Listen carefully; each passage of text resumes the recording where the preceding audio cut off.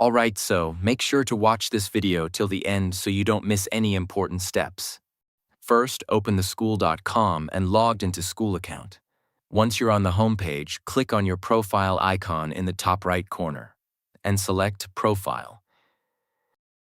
From your profile dashboard, go to your community dashboard, click View next to your community name.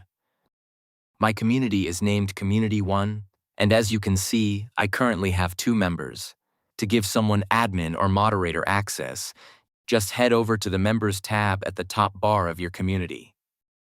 Now, I want to give my friend John Hawks access, so I'll click on Membership next to his name. A new window will appear. Here you can see his current role as member. Click on Change and you'll see 3 options: Member, Moderator, and Admin. Select the admin one that you want to assign. Let me quickly explain what each role means.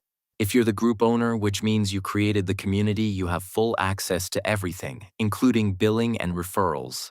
If you make someone an admin, they'll have almost full access too.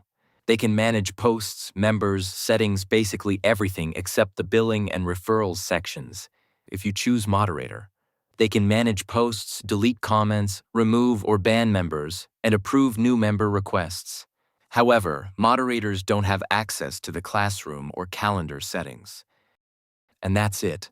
Once you assign the role, it updates instantly, and they'll have access based on their new permissions.